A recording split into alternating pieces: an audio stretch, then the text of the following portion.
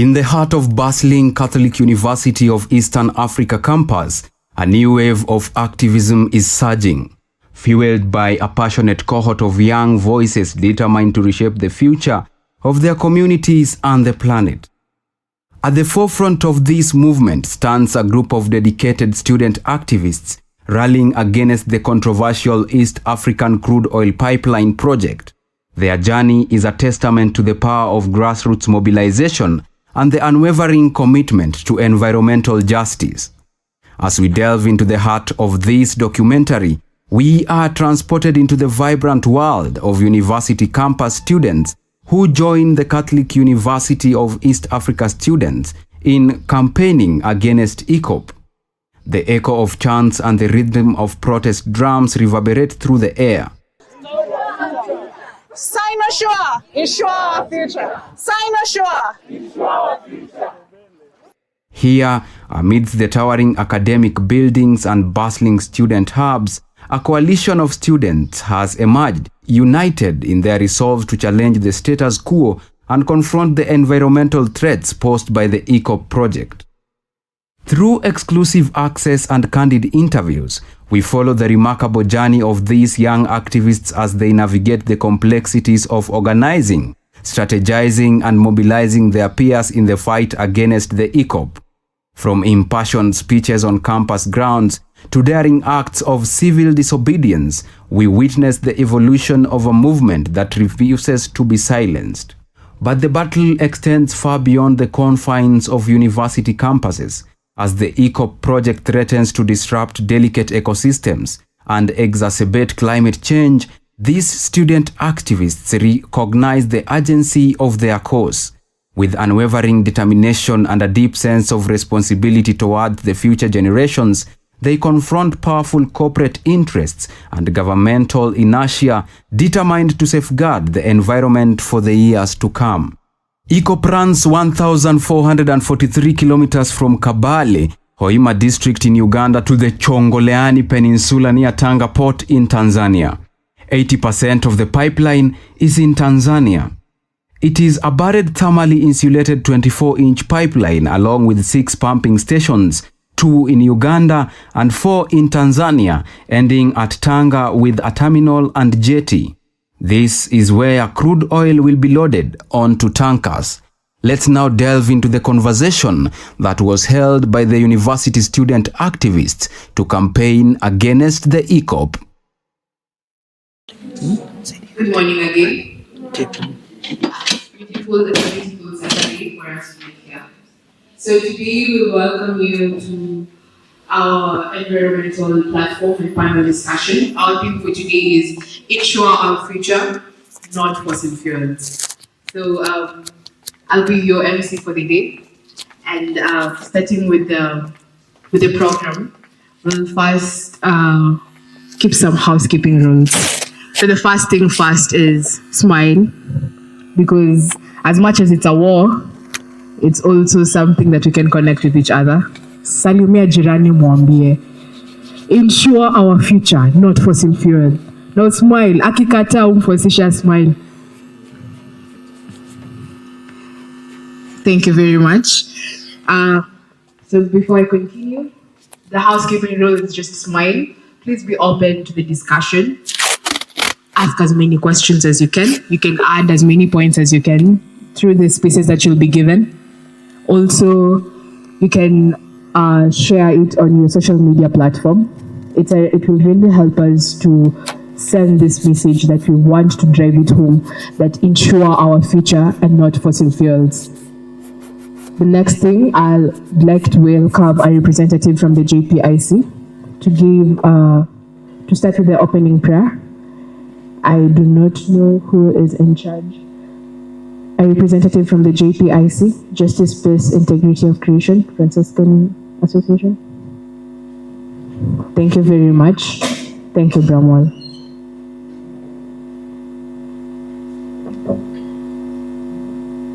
In the name of the Father, the Son, and the Holy Spirit.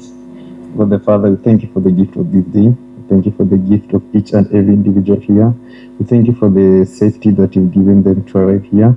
We ask for your wisdom, knowledge, understanding, and courage as we are going through this session. I ask this all through Christ our Lord.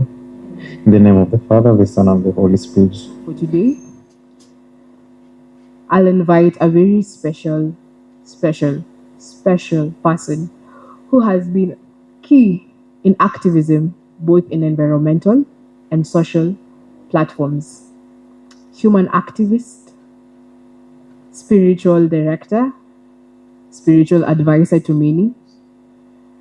From JPICFA, I'll invite Sister Mary to give opening remarks. Let's snap for her as she comes. Thank you. So I'll teach a new way of clapping. We just clap once, and then we say we measure. Sawa. Clap once, and we measure. Siski measure. Clap once, and we measure. Thank you very much. Karibu, sister. Thank you so much.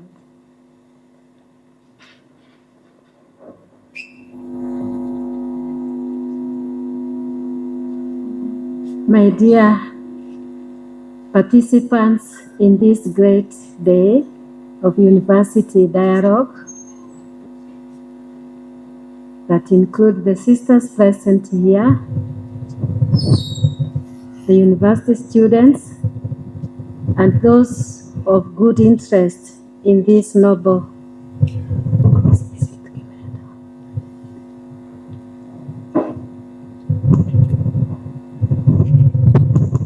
Before I begin, I would like to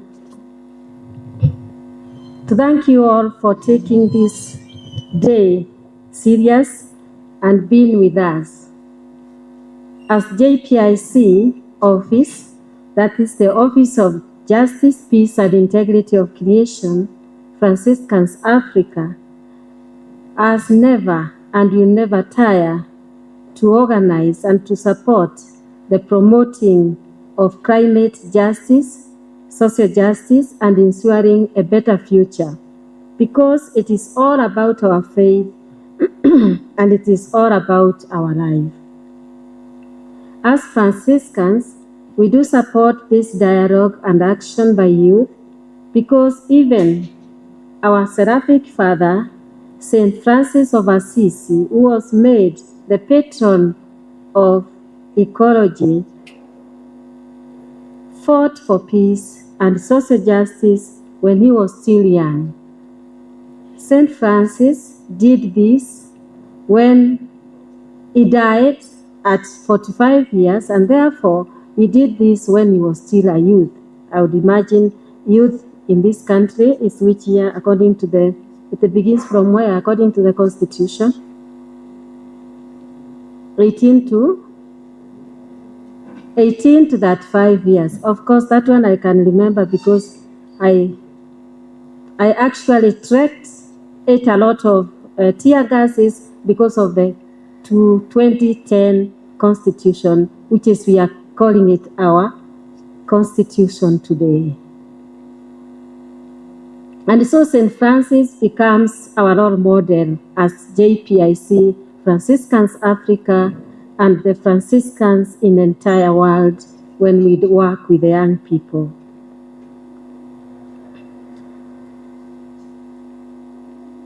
We take him as our role model because he accomplished everything when he was very young.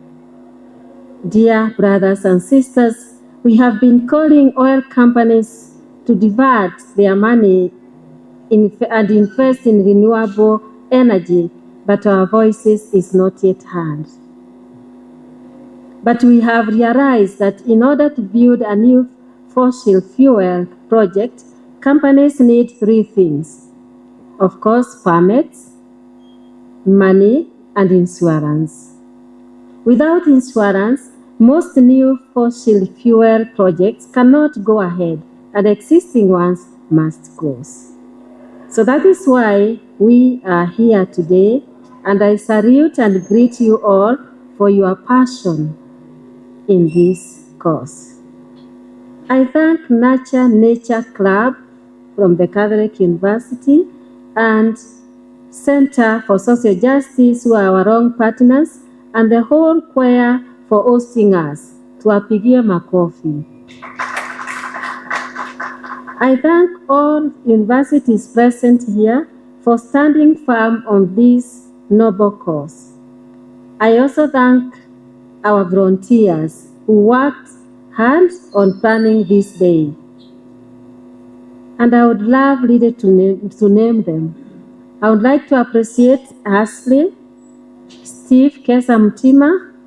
I would like to appreciate Augustine and others who are working underground as volunteers in arranging and planning for this day. Mungu awape neema na Mungu awabariki. Let us speak up and tell insurance companies that when there is no water, we cannot drink oil. And oil is poison. That our life matters, and especially our future and generation to come. I declare this day officially open and bless and ask for blessings from our Slavic Father and God Himself, so that whatever we discuss, it may be a good way forward for our future. And while we are people of faith, we are also people who like to take action. So I ask you all to please stand up.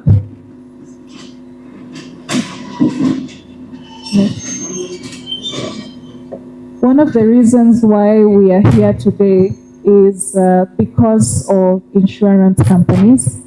And there's specifically 4 insurance companies that are outlined on the banner there. There is China Re, there is AIG Insurance. I'm sure some of us, at least who are based in Kenya, have seen AIG Insurance being advertised.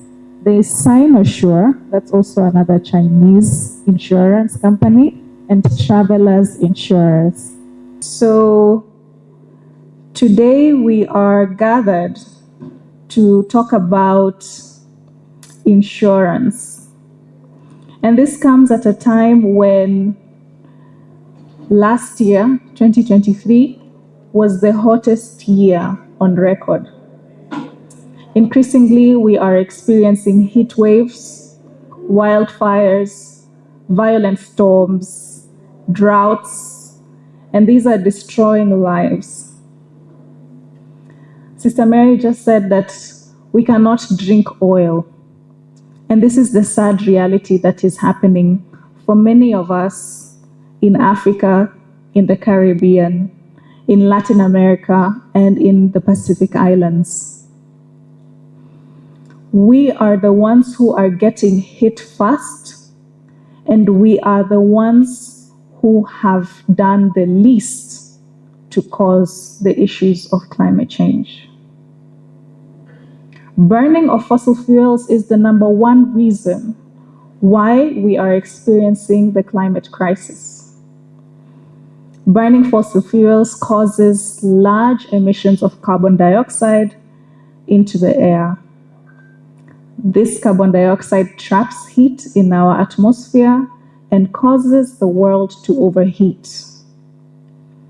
Leading climate scientists and energy experts all agree that we have more coal, oil, and gas than we can ever safely burn. But fossil fuel companies continue showing no signs of slowing down their extraction. If these companies, these polluters, continue to burn fossil fuels, it will cause the world to heat up dangerously, leading to far more extreme weather events that will make our planet unlivable. The science is very clear. There is no time to waste. We cannot put this off any longer. Later is too late.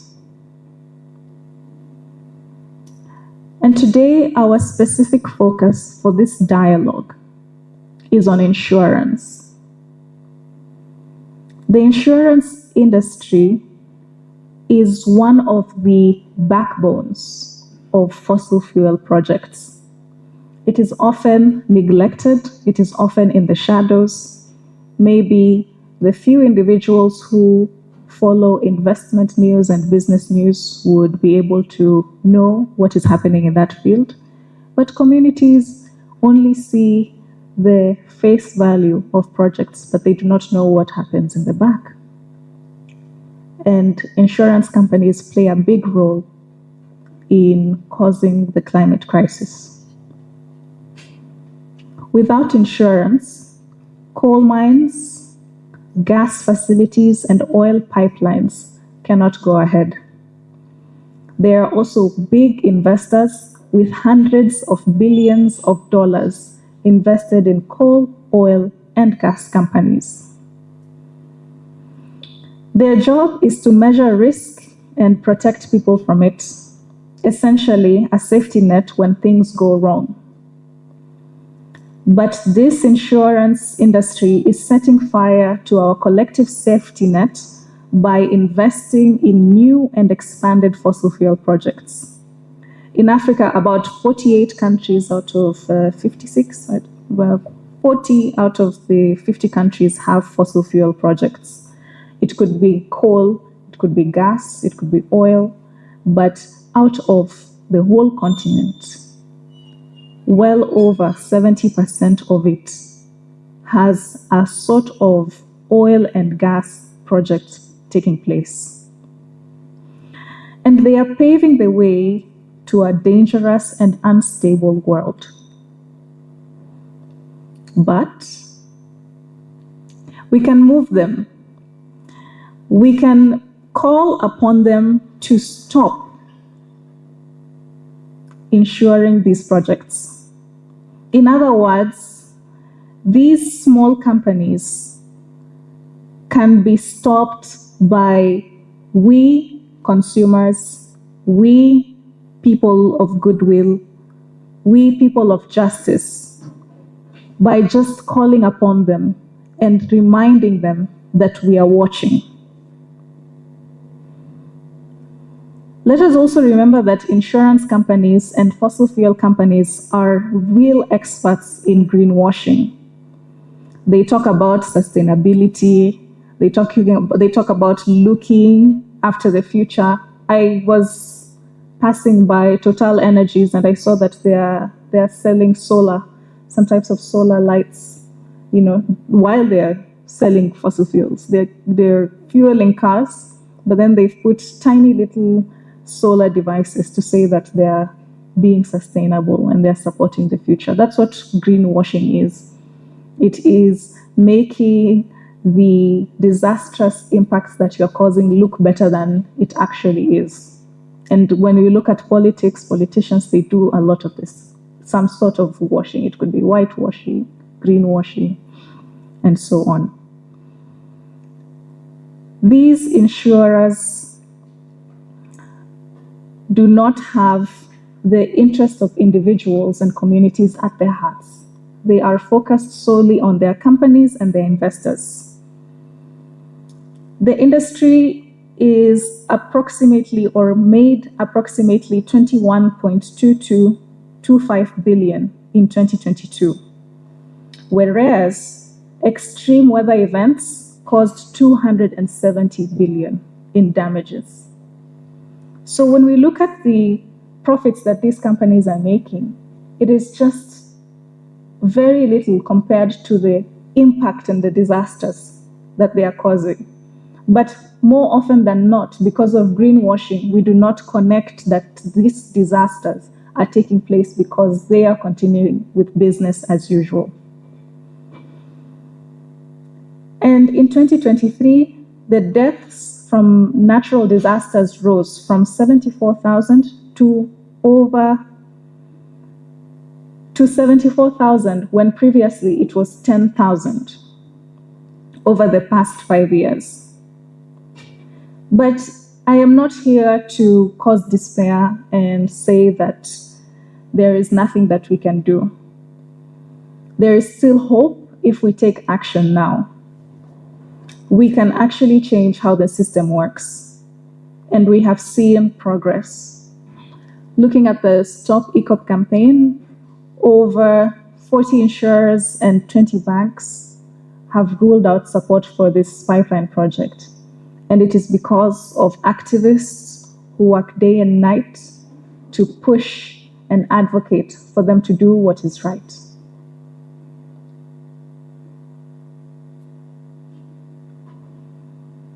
We have chosen to tackle the insurance issue from different perspectives.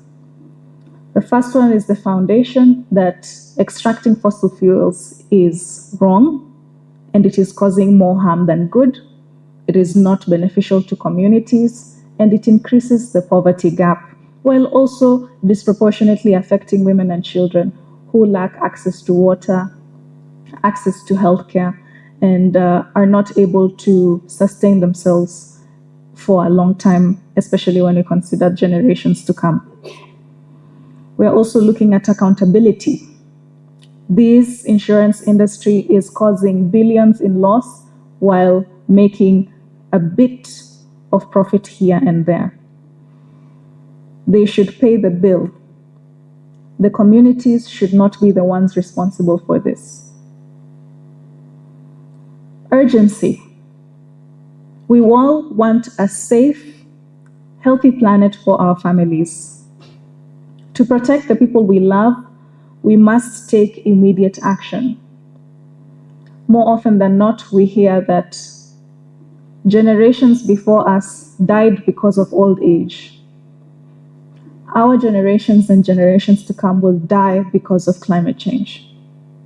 So to protect our loved ones, we must treat this matter with urgency. Agency. We all have the unique power to change the big things that matter. When we bring insurance such as China Re, AIG, Sinosure, and Travelers Insurance to our side, we are able to halt the expansion of oil and gas. They have a choice. They can be climate leaders. They can refuse to support this dirty business. These leaders have started to move, but those at the back must also act now. In 2024, we are saying that taking courage means choosing people over profit. It means choosing a safe and healthy world for our loved ones instead of short-term profits of fossil fuels. We're also going to make it fun. We're going to make it a competition. Since insurers have a competitive and sensitive approach to their reputation, we will be pitting these leaders versus laggards. The leaders who will be first to move versus the leaders who are slow to move. This is a good approach that will definitely trigger a domino effect. Some of the players that have made progress are Alliance, Generali, and Aviva, who have taken to lead this pack for a better fossil fuel policies. Whereas slower companies and slower insurers such as Lloyd's of London, Liberty Mutual, Travelers are slow, and therefore we are going to advocate that they should also join this competition, or else we will not continue to support their business. We shall be having actions immediately after tea break. We shall go through the procedure of how we are going to call upon these insurers. And right now, if you take out your phone and if you're connected to internet, I think someone from Quer can help us tell us the Wi-Fi access password. You can search the hashtag Insure Our Future now. You will see that there has been actions in Uganda, New York, London, Paris, the UK, Europe, the Caribbeans, they are all acting against insurers. They may not necessarily act against the insurers of the Stop Eacop project because there's far much more projects that are affecting people in the Americas, people in different contexts, in different realities. But the message remains the same, that these insurance companies must be accountable and must slow down the impact that they are causing on our planet. It is also a good way for us to prepare for our advocacy. This is a safe environment. We are going to put care for everyone as we are raising the voices. You know, it's not all the time that you have to go to the streets and cause a lot of damage, even though once in a while it's a good thing. But we are in a safe space where we can take action, we can show solidarity and be able to have a practical way of thinking about these insurance companies. Other targets in the campaign. So when we talk about the Stop Eacop campaign, it has a lot of arms. There are some who are going to court. Right now there's a court ongoing. There's a case ongoing at the East Africa Court of Justice. So that is the legal approach. There has also been meetings in France and in the EU where they have gone to courts in France to call upon Total Energies to also not support the violation of human rights that is occurring because of this pipeline project. We also work to empower the grassroots communities. So in the regions in which the Eacop pipeline project and the oil rigs will be set up, we work with the communities and we ensure that they know that they have the right to say no to these projects. Most of the time it comes from above, from government officials saying that Eacop is a good thing and you must sign this or else we will kill you or something else. We go to the communities and we tell them, you can review these projects, you can say no to these projects. And we give them the tools and the legal support to be able to understand that. We also work in different strategies of advocacy. For example, we have taken a select number of impacted persons and activists from Uganda to go and have a meeting with Pope Francis to share with the Catholic, with the leader of 1.3 billion Catholics who has been showing interest on the environment, the impacts that they are facing. And from that, Pope Francis came to visit Africa, specifically in DRC, and he was very vocal saying, hands off Africa. You know, stop drilling oil and gas in Africa. So these are just some of the perspectives that all collectively tackle the issues of these projects. We also have stakeholder engagements where we go and talk to these companies one-on-one and we explain to them the impacts that they are causing. We analyze the risk assessments that they are providing, and we also do our own research to provide risk briefings.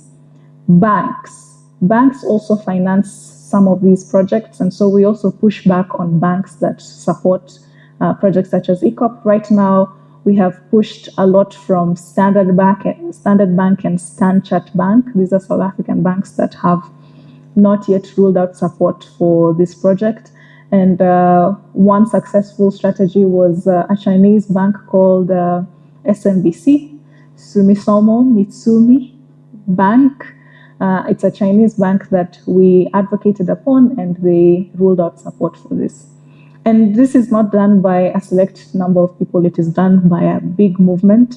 So you can search the hashtag StopEacop to see more information, or visit @StopEacop or the website stopecop.net to see also how you can get involved and do this. If you know any Ugandans and Tanzanians, you can also engage them in this conversation and ask them how they feel about it, you know, and are they being affected?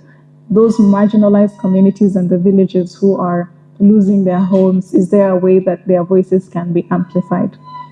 In Kenya, we've had a project of the Lamu coal plant that was with a lot of successful advocacy from the Decolonize campaign, and we were able to stop the Lamu project. I started my journey in advocacy because of this project of coal in Lamu, because we were told that women would suffer from poisoning if they continued to live along Lamu while they are extracting this coal. And remember that this is a World Heritage Site. It is one of the unique things that we have about our country. And then the women and children would not have a place to live, yet they would continue with, the companies would continue extracting and not care about them. So there was a lot of lead poisoning because of the extraction of coal. And for many years to come, we will see that those areas that are affected with fossil fuels and fossil fuel extraction cause a lot of impacts. In Turkana, we had the failed, now stalled tallow oil project.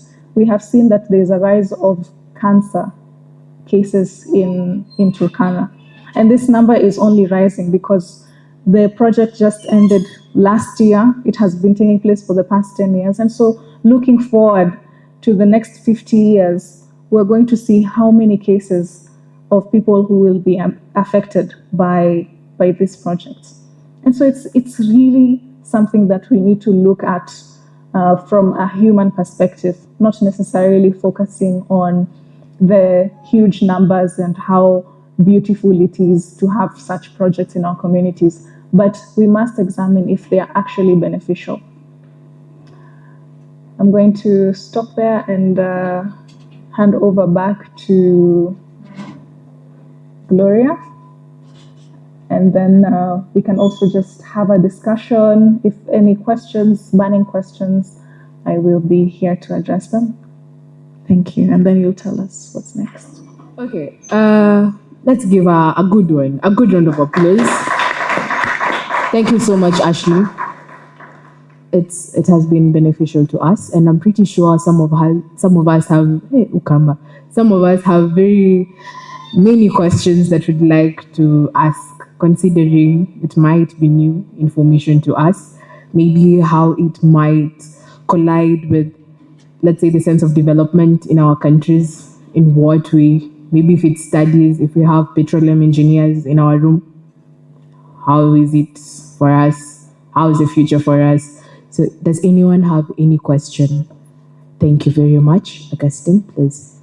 So kindly introduce yourself, your name, the institution or the organization that you are associated with, and then your question. Thank you. Okay. I believe it's still morning. My name is Brian Chacha. I'm from African Nazarene University, specifically the Wildlife Club. Now, my question is, you mentioned about several insurance industries that you are anticipating to partner with in helping to curb this problem of insuring fossil fuels. But we know as a fact, most of the developed countries like USA, China, and so on are the major parties that contribute to the probably 95% of this these gases. But as far as raise voices down here, what is our anticipation that we could do? There will be a proper implementation of laws to help curb this problem. We know it's a global problem, and it is a major contribution to the loss of biodiversity. So how should we be, or rather, at what extent should we have faith that about there we will indeed receive good responses in as far as our voices are concerned? Thank you so much. Ashley, will you take all of them at once, or do you prefer each question answering to, you answer it to each question that is? Okay. Yes, please. Thanks, Brian, for the question and for the concern, because when we are campaigning against fossil fuels, a very common feedback we usually get is, this is a Western campaign. Yeah, you guys are puppets of the white people, pushing for this climate agenda, yet, Africa is one of the least contributors to climate change. But yet we have most of the resources and the fossil fuels. And to tackle that, and especially because you've brought the legal perspective and the legal mechanism, one, when you look at companies like China, they're also leading in the transition. So China is one of the leading countries in renewable energy, but also they're still using a lot of fossil fuels. And to get them in line, there is an initiative to create a law that complements the Paris Agreement. So the Paris Agreement is the international law that was made to curb climate change and ensure that we can start transitioning to net zero emissions by 2050, and also by 2030 starting to move away from this carbon emissions, right?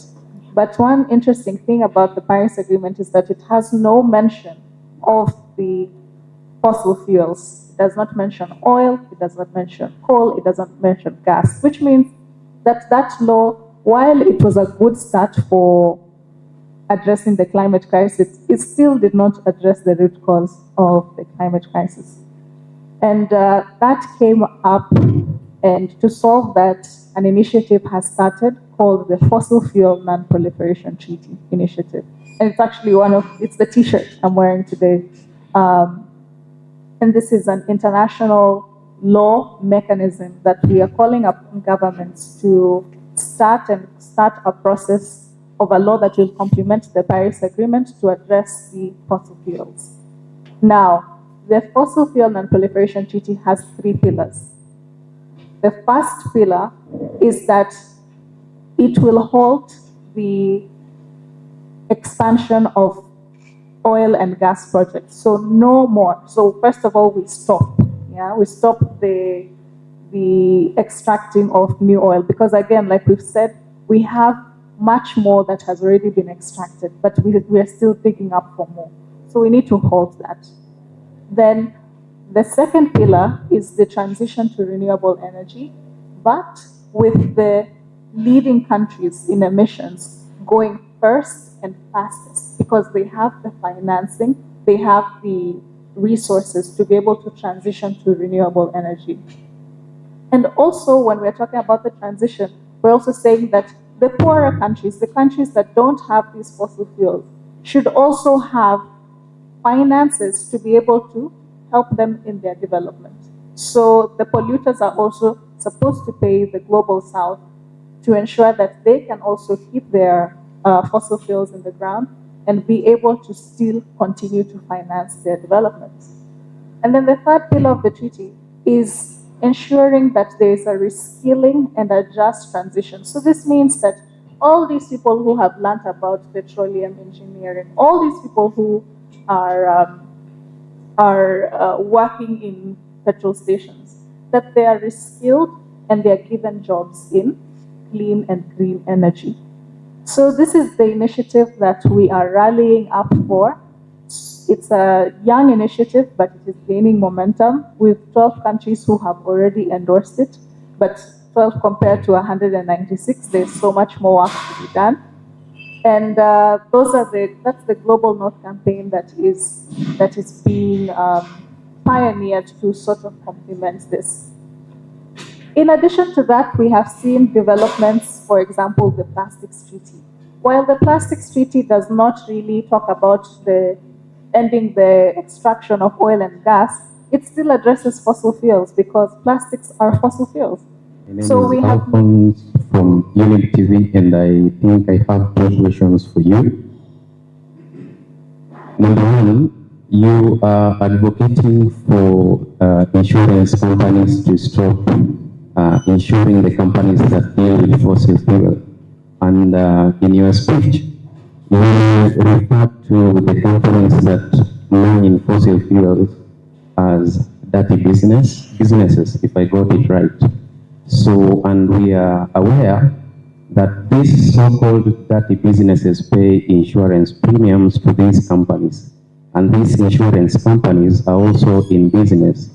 So how exactly are you going to convince the insurance companies to drop the business and to subscribe to the vision of insure our future? My second question is, I was looking at the website of Eacop, and they have highlighted a few benefits there. And there is one that I was looking at about employment. They are saying they are going to provide short-term employment of about 2 to 3 years. And 2 to 3 years is not a very short time. If it provides employment, we understand it's short-term, yes, but it can do something to some families that don't have a lot of income. So if this project is stopped, then it means these families may not get that opportunity at all. So what then are you proposing to the Eacop or the people funding this project, so that at least to ensure those families that are going to be beneficiaries of that short-term project don't miss out on it? Thank you. It's a good question. Ashley?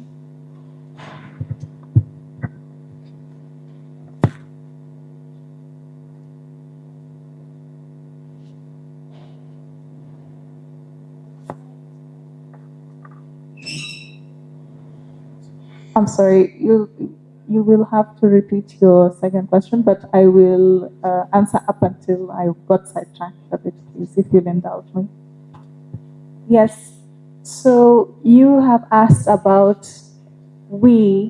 talking about insurance companies who are providing support to companies to be able to have fossil fuel projects, and how these companies that are going to have the fossil fuel projects have a large amount of money and they pay premiums to these companies, and so they might be losing their business, right? Now, it is one of the strategies to get a positive change, because once we are highlighting these insurance companies that usually are in the behind the scenes, when we talk about Eacop, the first things people will think about is the Ugandan government, Tanzanian government, and Total Energies, because even when you Google search, those are the companies that will appear first. And so we directly associate Eacop with those projects without realizing that behind them, they also have the backing of insurance companies such as AIG, Sinosure, China Re, and Travelers. By exposing them and connecting them to the Stop Eacop campaign directly, what we are doing is putting pressure on them, right? And so when you have your marketing department say, we are suddenly being tagged by activists in Kenya about a fossil fuel project in Uganda, it starts raising questions. And no company likes bad publicity, particularly insurance companies who sell the idea that people are supposed to trust them. By being immediately connected to human rights injustices, they immediately become untrustworthy, and that goes contrary to their business model. And so what we are doing is to bring another dimension to show that these insurance companies are actually directly related to the Eco project. And most of the time, they would never even know that they are causing these harms. We have seen companies that they are headquartered in, for example, when you talk about the staff of Total Energy, when you approach a staff of Total Energies in France, and you tell them, do you know that your company is causing these injustices? And you show them the oil leaks that are seeping into the rivers. You show them people being caused to migrate and cry. You show them the stories of people who have gotten some compensation rates, but their families were not able to to have access to that compensation, or it was too little, they will say they never knew. Yeah, because to them it is just paperwork. So they are told, have you met these requirements? They have a look, they tick, tick, tick, they stamp, and they move on, right? And the money comes in. So they never really know that they are causing these injustices. So by targeting the insurers directly, we are bringing a new dimension that now they can be aware that they are causing these injustices. And because of that, there will be a possibility that they move away from it, that they distance themselves from this project. Because even though they are getting this money from the Eacop project, it is not enough compared to the long-term businesses that they will have gotten from being in business for a longer time, right? You don't want to be associated with a company that will, or a project that will take you out of business. They will report that they have given 200,000 jobs over 2 years. But what kind of jobs are these? Yeah, they can promise that it will last 2 to 3 years, but it's not guaranteed. People might just start getting fired haphazardly and all. It's the same way they can say that they are doing stakeholder engagement and they will take 3 months to do stakeholder engagement. It is only one day that they will drive to the villages, for example, in Hoima and Masaka. They will just listen to a few elders that they have chosen who will agree with them. Those elders will sign and say that they have spoken to the community. They will get 2 and 3 people, interns. They will do a very nice video. They'll put it on YouTube and they'll say they created jobs. Most of the time, this doesn't translate to action on the ground. And often there is no one to follow up. And by the time you start following up, they dodge it so much that you end up not getting the information. Give a final warning. That is why we are here. The first part of this event was kind of introduction. We are trying to learn to know each other, to learn about the concept of today. Today, it's special here in Kenya because we are part of the history. From 26th of February, we started a global week of action. Many countries have been taking action, but today the world is watching what's happening in Kenya. Don't be surprised when you find your photos in the global map influencing the world. It's okay, it's good that our voice goes far. The week will end tomorrow. Tomorrow also we'll have other countries taking action. So we are part of this global history, this global movement, this global action happening. So we thank you for your passion. I want us to have one final thing together. This I will make a request from the moderator that we sing one song together for unity that we have today and we continue to build. And this song we will sing only a chorus. It's called Africa Vuka. Africa Vuka is a movement for Africans. Vuka is from Zulu language. It means a transition to cross. Vile vile to say in Swahili, Vuka border, Vuka mpaka. Africans, we need to Vuka from fossil fuel toward renewable energy. And we need to tell the world that we are ready for it. We're going to sing like this. Vuka, Africa, Vuka. Vuka, Porsiku. Vuka, Africa, Vuka. Cause fossil fuels kill. Only that. Because coal, cool, and the fossil fuel kill. Only that. Vuka Africa, vuka, vuka fossil fuel, vuka Africa, vuka, cause fossil fuels kill. Vuka Africa, vuka, vuka fossil fuel, vuka Africa, vuka, cause fossil fuels kill. Can we try it? Huh? Can we try it? 1, 2, 3. Vuka Africa, vuka, vuka fossil fuel, vuka Africa, vuka, cause fossil fuels kill. We can't sing this song when we are sick. Never, it can't happen.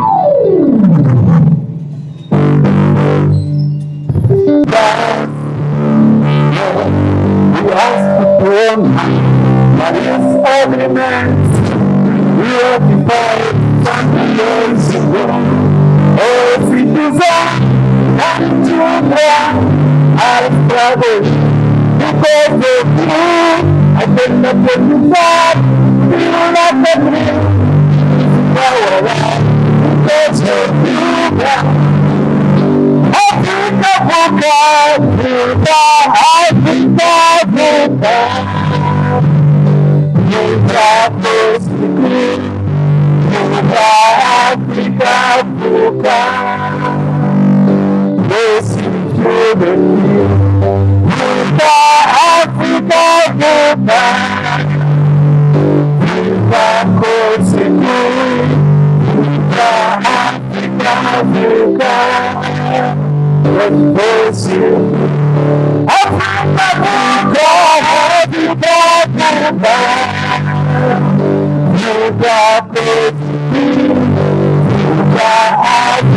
Africa,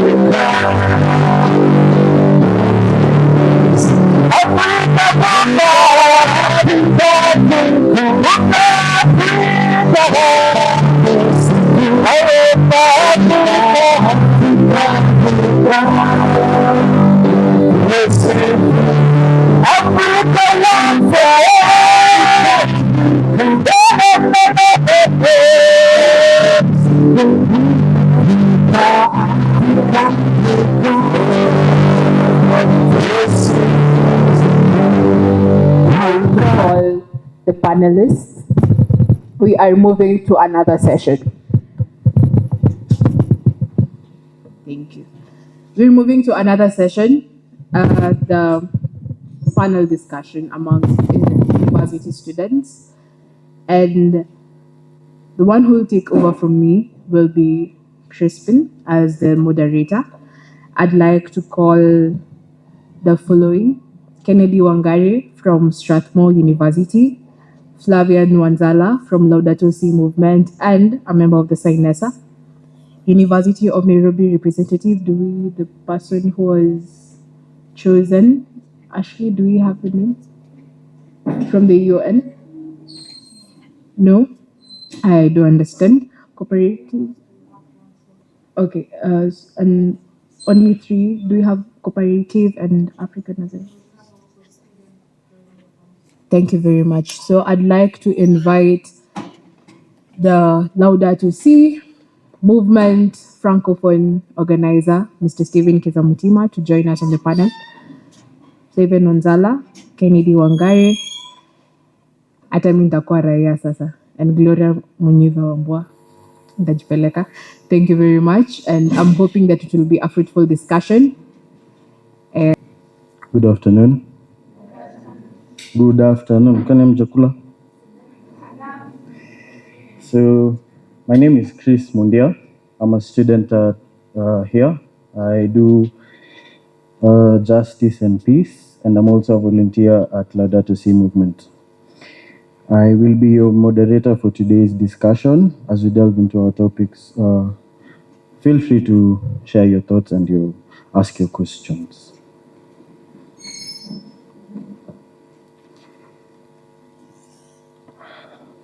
So, question number 1 goes to Kennedy from Strathmore.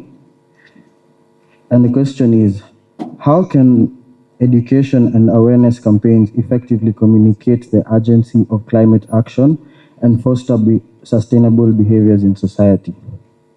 Thank you so much. Let me introduce myself briefly. I'm Kennedy Wangari, the Secretary General of the Strathmore Student Council and the Secretary General of Kenya Inter-University Environmental Students Association.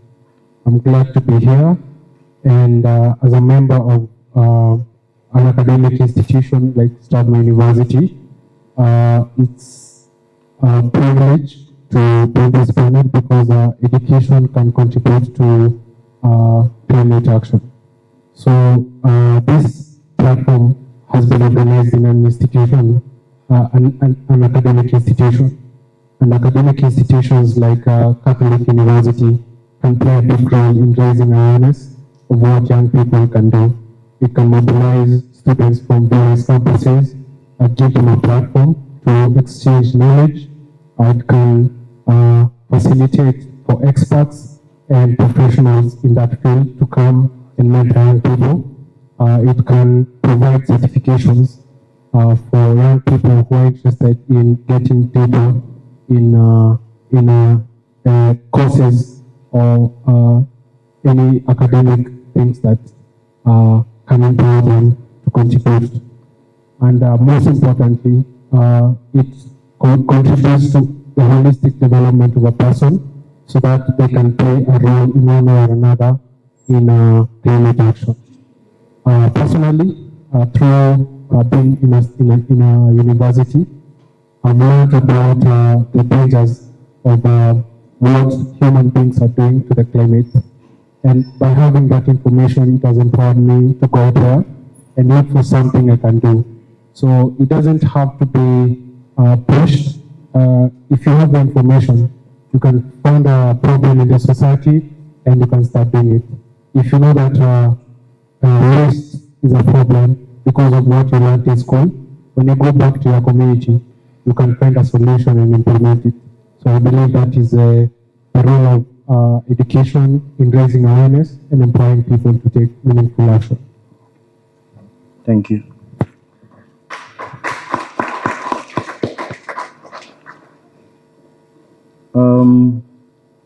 The second question goes to Chacha from Nazarene. And the question is, what youth innovations and technologies show promise in addressing the challenges posed by climate change? Okay, hello, thank you. My name is Brian Chacha. I'm from Africa Nazarene, yes. I'm a law student, but most of people wonder why I concentrate much in the area of environmental sustainability. Now, according to that question, we all understand that we as the youth, we adapt very conveniently to the technology. We heard when we were singing this song, Steve mentioned clearly that we are the voice of the voiceless. Now, when we take into consideration how to adapt the technologies that evolve every day to help in solving this issue of climate change and ensure that we protect Mother Earth. If I recall back when we were having an interfaith youth forum, we were told clearly that we should patent our ideas, which means youths are very innovative. Using these particular technologies that evolve in ensuring that we campaign for sustainability of the environment, probably they have mentioned about using the hashtag that we have been provided to spread this message to ensure, the message that to ensure that we end the fossil fuels, which is actually a very, very great problem to the Mother Earth. When we consider how to approach this particular technologies, maybe is through involving the community. If there are different water reserves that you see, it's good to use technology to conserve the water that is very unique and fundamental to the life of every human being and perhaps plants. We adapt how to safeguard the environment perhaps from floods. All these involve you and me, who we are the problem to the climate change. It's not anybody else. You see, when you are in Twitter, when you have an idea, there are some individuals who have developed applications that are available in terms of protecting the environment.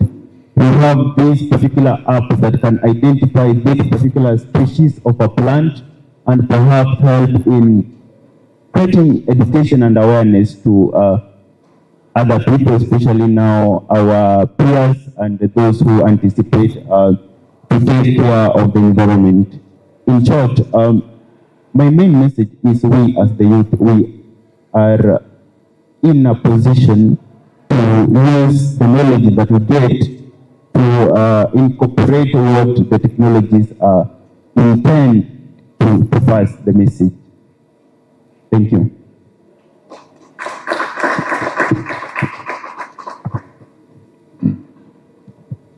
The third question goes to Flavian from Sinesa.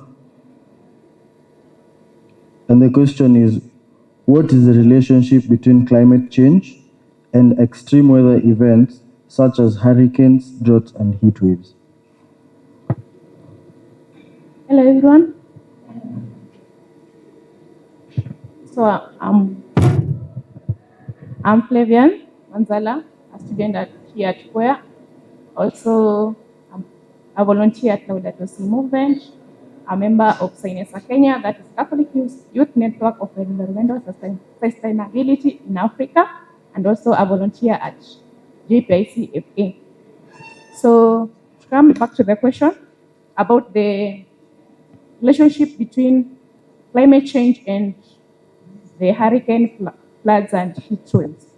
So when we define climate change, these are the prolonged weather conditions.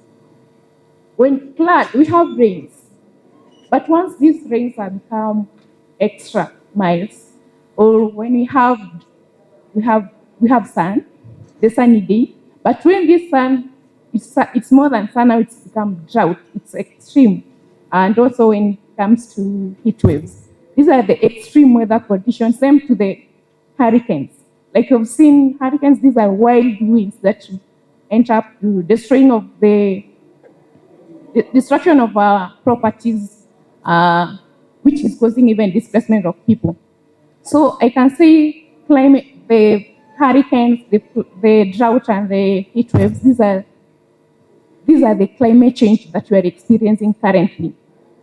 So, and it has to be addressed. We have to come up and see what we can do. So, thank you.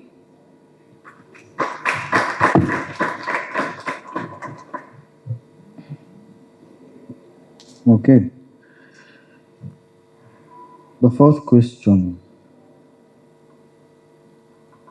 Gloria. What strategies can be employed to engage and empower younger generations in the fight against climate change?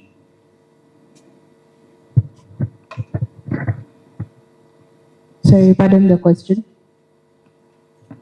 What strategies can be employed to engage and empower younger generations in the fight against climate change? Thank you for that question. I don't think I need to introduce myself again. My name is Gloria Muniva, and countering this question, working as a youth for the youths in the community, what role does the youth play in the community? That's the first question. To address a solution, we first must know the problem. First, it's important to note that the youths make 75% of the African population. Furthermore, you can imagine the population that it takes in Kenya. I think it's around 70, if I'm not wrong. Please correct me if I am. And strategies that can be used are supposed to be for long term. The first thing is involvement, direct involvement to any policies, environmental policies in our community by empowering us, by giving us space to participate actively in either whether it's a political atmosphere or environmental atmosphere. Because the challenge that we have right now, we say it's unemployment, but then what structure do we have in the country? So the first thing is revisiting the structure. Ashley mentioned about neo-colonialism in the form of the Eacop, the insurance, the type of companies that, invest in fossil fuel gases.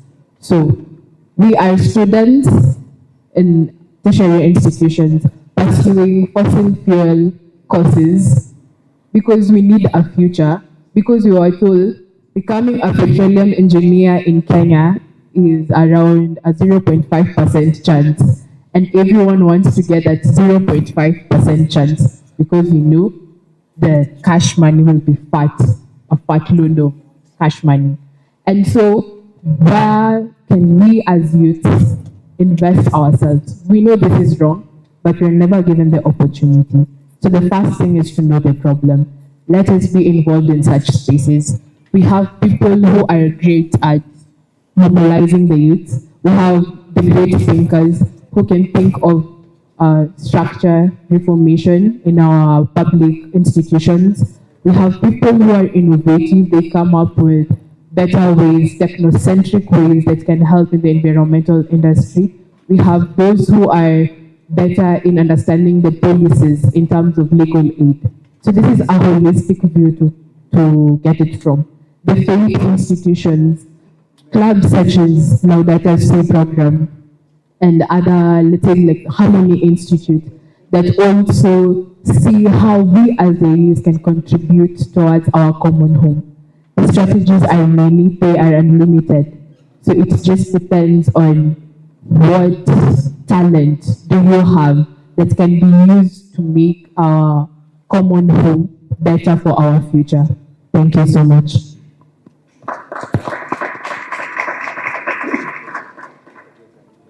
Okay, so the next question goes to Stephen Kezamutima from JPIC and LSM. And the question is, what role can individuals, communities, businesses, and governments play in addressing climate change, and how can we foster collective action on this issue?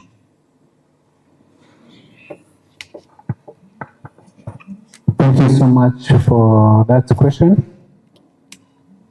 Once again, I'm Stephen Kezamutima. I'm a program manager in the Office of Justice and Peace and Integrity of Creation, Franciscans Africa, that has organized this day in partnership with others. I also work as part-time in the with the Laudato Si movement as a programs coordinator for Francophone African countries. So I'm wearing many caps here, but we all work for a common cause. And I would like, first of all, to appreciate the contribution from my colleagues here on those various questions that have been put on the table.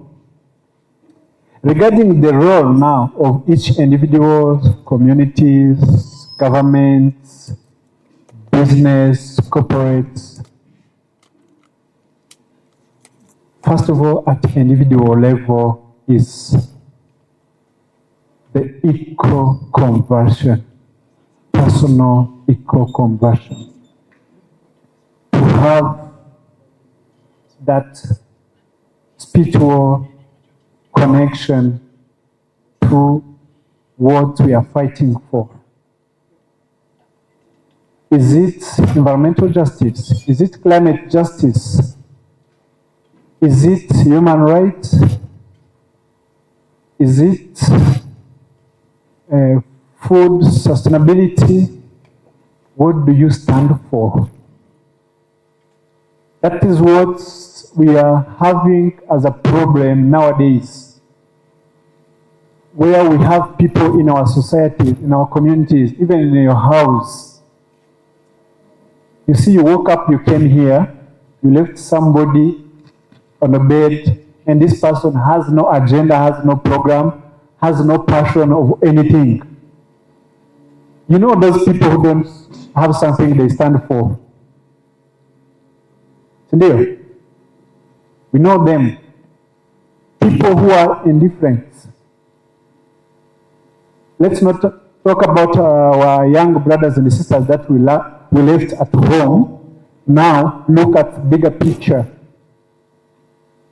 Our elders, people in business, people in government, when we are on the streets making noise, shouting, requesting for climate justice, requesting for our rights, our better future, these people, they watch as like it's a movie, drama we are doing just on the streets. People who don't feel the pain, the pinch of what is happening on others. Indifference. And the people who were neutral.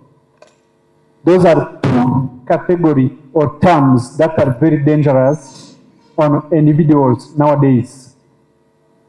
People who see somebody who is affected in injustice done to somebody, because we have an interest on another side, you don't want your interest to be touched, therefore you decided to be neutral. You don't advocate for that justice. Those people are many and they are there. People who are indifferent, who feel like this does not concern them. And they forget that these issues we are talking about, the climate impact, doesn't select. We learned it from even COVID-19. We saw that there is no powerful person, there are no rich countries, there is no rich person. When COVID came, it swept whoever it wanted. The same way for climate impact. When floods come, it surprises anybody. It can clean up all your business, your shop, things in the markets. It can create poverty. People can lose everything, even their banks. Despite which faculty, expertise, career you did, you be a lawyer, be a doctor, be whoever, billionaire, everybody should be concerned. This is at individual level. And the contribution at community level is when now people at individual level, you have that conversion that you need really to make a commitment, to make some steps. We need to engage, to create a platform, talk about it, bring it into discussion at community level.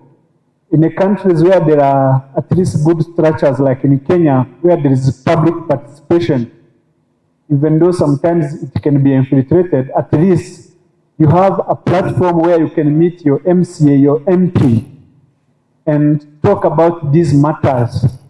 Let members of communities be aware of the danger of a policy that is being brought on board. Let the members of the community also understand why such a budget that is being discussed can be also directed to environmental climate matters. Let people at community level, today that we are talking about insurances, people be aware of this bad deed by these different companies, insurance companies. Who is our enemy? Because these are our really enemy. When a person in a community poisons somebody, when somebody is a thief, When somebody in Murogi, in the community, people will shout. People will talk about him or her. People can even burn him with tires. Just because this person has poisoned one person. A lot of investigation will happen. It will go in the news. But when an insurance company decide to come and poison by using their billions, come poison our soil, our water, because we are aware where the oil is being extracted, water gets polluted and it ends up dry. Then everything is affected. The land is affected. People are evicted. So the human rights and the environmental rights, animal rights, all that. Community should be. Mazingira yetu. Majukumu yetu. Mazingira yetu. Majukumu yetu. Aya, nikisema don't be greedy. Nisema? Don't musilale. Bado mapambano. Bado mapambano. Bado mapambano.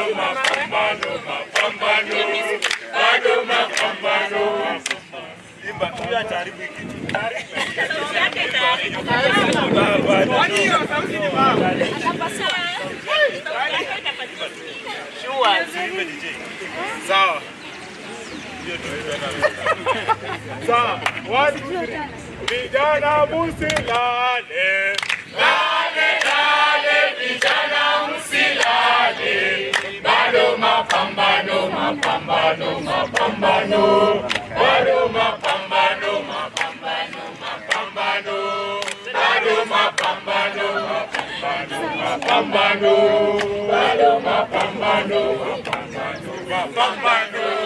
Bado mapambano. Shuka. Green. Bana. Green. Bana. Green. Bana. Green. Bana. Fossil. Shuka. Fossil. Shuka. Green. Bana. Green. Bana. Green. Bana. Green. Bana.